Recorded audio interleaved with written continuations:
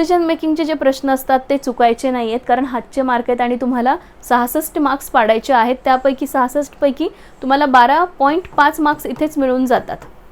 गुणांची तयारी, तर हे 66 गुण MPSC मध्ये कसे घेऊन यायचे याबद्दल आपण चर्चा करणार आहोत. ज्यावेळेस आपण सीसॅट पेपर पाहतो, याचं क्वालिफाईंग नेचर पाहतो, तर सीसॅटचा पेपर हा क्वालिफाईंग नेचरचा आहे. यामध्ये तुम्हाला साधारणतः 80 प्रश्न विचारले जातात. म्हणजे जनरल स्टडीज पेपर सेकंड आपण म्हणतो. 200 मार्क्स आहेत याला आणि 2 तासाचा वेळ आहे. आफ्टरनूनचा स्लॉट असतो या पेपरसाठी. साधारणतः 33% मार्क्स घेऊन यायचे आहेत, म्हणजे 66 मार्क्स घेऊन यायचे आहेत 200 पैकी. म्हणजे तुम्हाला जर 33% मार्क्स घेऊन यायचे असेल तर तुम्हाला 27 प्रश्न हे बरोबर आले पाहिजेत 80 पैकी, कारण एक प्रश्न हा 2.5 मार्क्सला आहे. यानंतर निगेटिव्ह मार्किंग आहे. MPSC मध्ये ही निगेटिव्ह मार्किंग 1/4 आहे आणि जर UPSCची परीक्षा देत असाल तर हीच निगेटिव्ह मार्किंग 1/3 आहे. त्यामुळे 27 क्वेश्चन बरोबर सॉल्व करण्यापेक्षा तुम्हाला निगेटिव्ह मार्किंग्स असल्यामुळे तुम्हाला इथे जास्तीत जास्त अटेम्प्ट करावा लागेल. मग तो सेफर अटेम्प्ट किती असावा तो पण आपण येणाऱ्या स्लाईडमध्ये चर्चा करूयात. हे साधारणतः पेपरचं नेचर आहे सीसॅटच्या. आता ज्यावेळेस आपण क्वालिफाईंग नेचर असं म्हणतो, बऱ्याच वेळा विद्यार्थ्यांचं कसं होतं, क्वालिफाय असल्यामुळे पूर्ण वर्षभर अभ्यास केला जात नाही सीसॅटचा आणि शेवटच्या दिवसांमध्ये लास्ट मिनिट रश होते आणि सीसॅटचा अभ्यास केला जातो, पण विनाकारण मग सीसॅटचं टेन्शन येतं. त्यामुळे जास्त पण सीसॅटकडे दुर्लक्ष करायचं नाही आणि खूप जास्त अभ्यास पण सीसॅटचा आता या येणाऱ्या दिवसांमध्ये करायचा नाही, कारण आपल्याला जनरल स्टडीजचा पेपर रिवाईज करायचा असतो. GSचे टॉपिक्स असतात, त्यामध्ये सब्जेक्ट्स असतात, इकॉनॉमी, इन्व्हायरमेंट, अशा बऱ्याच गोष्टी, करंट अफेअर, करंट न्यूज आपल्याला रिवाईज करायचं असतं. मग या सीसॅटचा अभ्यास आता येणाऱ्या दिवसांमध्ये स्ट्रॅटर्जी कशी असावी तर आपण यावरती चर्चा करूयात. सीसॅटमध्ये कोणते कोणते कंपोनंट्स आहेत? आता सीसॅटमध्ये रीडिंग कॉम्प्रेन्शन आहे, रिझनिंग आहे, मॅथ्स आहे आणि डिसिजन मेकिंग आहेत. असे 4 मेजर कॉम्पोनंट्समध्ये सीसॅटचा पेपर डिवाइड झालेला आहे. साधारणतः आपण मार्क्सचं डिस्ट्रीब्युशन पाहिलं, टोटल 80 प्रश्न येणार आहेत. तर या 80 प्रश्नांपैकी 50 प्रश्न हे पॅसेजेसवरती येतात, म्हणजे साधारणतः 10 पॅसेज विचारले जातात. यानंतर रिझनिंगमध्ये 20 मार्क्सचं रिझनिंग विचारलं जातं आणि नंतर मॅथ्समध्ये 10 प्रश्न येतात मॅथ्सचे आणि डिसिजन मेकिंगचे 5 प्रश्न येतात. या पद्धतीने तुमचा पूर्ण पेपर डिवाइड होतो. रिझनिंगचे कधी 15 प्रश्न येतात तर मॅथ्सचे कधी 5 प्रश्न पण येऊ शकतात. त्यामुळे इथे व्हॅरिएशन आहे रिझनिंग आणि मॅथ्समध्ये.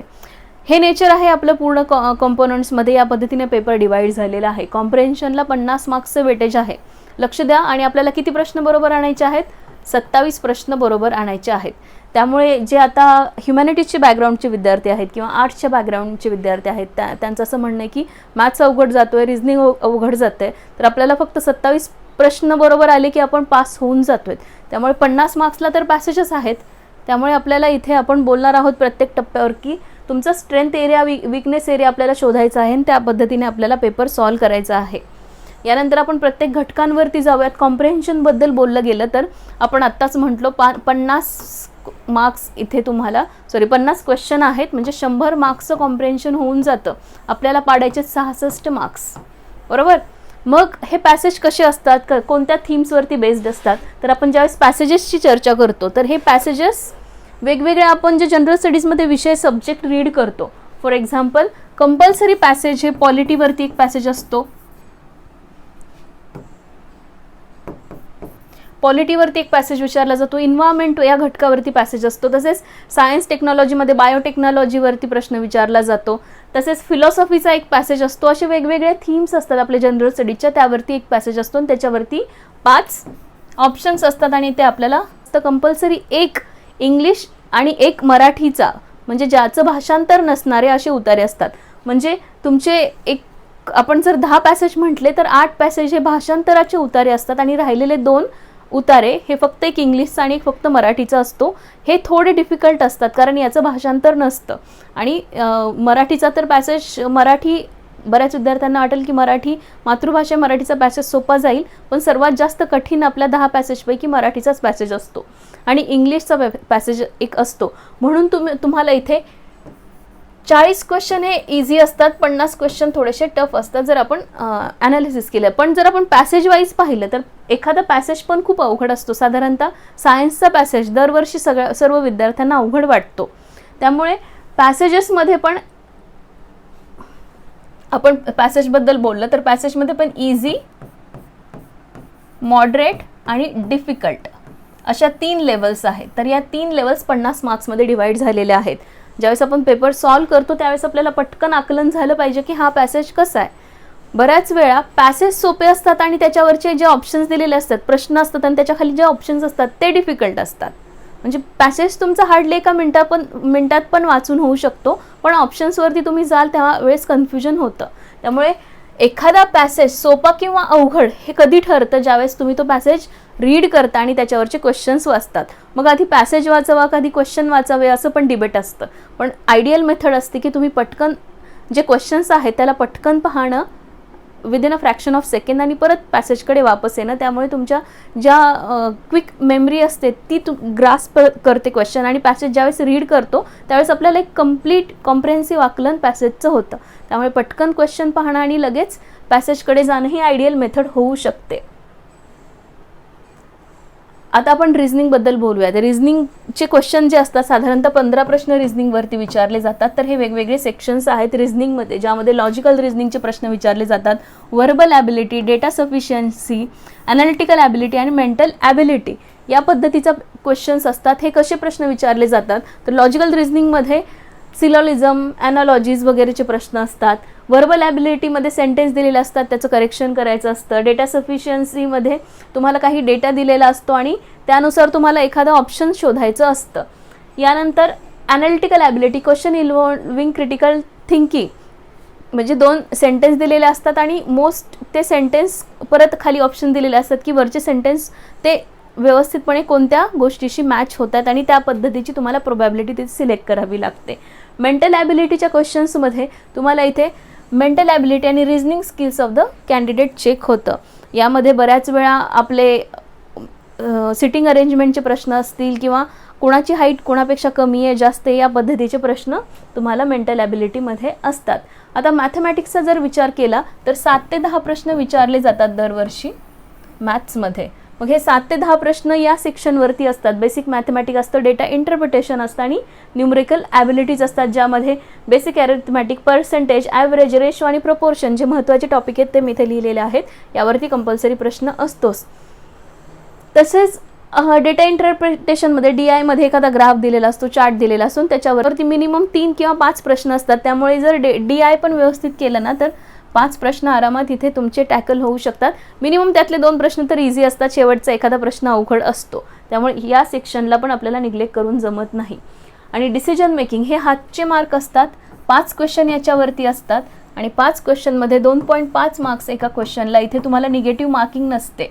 लक्षात घ्या, डिसिजन मेकिंगमध्ये 1/4 जी निगेटिव्ह मार्किंग आहे ती इथे ॲप्लिकेबल नाही. याचा स्कोअर सेपरेट चेक होतो. त्यामुळे इथे तुमची logical and analytical decision making जी आहे ती चेक होते. त्यामुळे डिसिजन मेकिंगचे प्रश्न सुरुवातीला जरी तुम्ही क्वेश्चन पेपर हातामध्ये आल्या तुम्ही सुरुवातीलाच क्वेश्चन पेपरची डिसिजन मेकिंगपासून करू शकता किंवा मग पॅसेज संपल्यानंतर इमिडिएटली तुम्ही डिसिजन मेकिंगवरती येऊ शकता. या पद्धतीने तुम्हाला हा पेपर सॉल्व करायचा आहे. डिसिजन मेकिंगचे जे प्रश्न असतात ते चुकायचे नाही आहेत, कारण हातचे मार्क आहेत आणि तुम्हाला 66 मार्क्स पाडायचे आहेत. त्यापैकी 66 पैकी तुम्हाला 12.5 मार्क्स इथेच मिळून जातात. जर एखादा प्रश्न वर्स कंडिशनमध्ये चुकला तर 10+ स्कोअर आपल्याला इथे आणायचा आहे. यानंतर आपण आता की पॉईंट्स पाहूयात महत्त्वाचे, जे तुम्हाला लक्षात ठेवायचे आहेत आणि त्या पद्धतीने अभ्यासाला सुरुवात करायची आहे. येणाऱ्या काही दिवसांमध्ये परीक्षा जवळ आलेल्या आहेत. जर तुम्ही आत्तापर्यंत अभ्यास केला नसेल आणि जर आत्तापर्यंत तुम्ही सीसॅटचा व्यवस्थित अभ्यास केला असेल तर गुड, वेल अँड गुड. तुम्ही सीसॅटला इग्नोर केलेलं नाही आहे. बरेच विद्यार्थी वर्षभर सीसॅटचा अभ्यास करत नाही आहेत. आता शेवटच्या दिवसांमध्ये काय करावं असा क्वेश्चन मार्क असतो. सीसॅटला बिलकुल इग्नोर करू नका, कारण बरेच असे विद्यार्थी बघितलेले आहेत, स्टुडंट आहेत माझे, की जनरल स्टडीजच्या पेपरमध्ये 120, 130 पर्यंत स्कोअर करण्याची त्यांची ॲबिलिटी आहे आणि सीसॅटमध्ये ते 66 गुण घेऊन येऊ शकलेले नाही आहेत.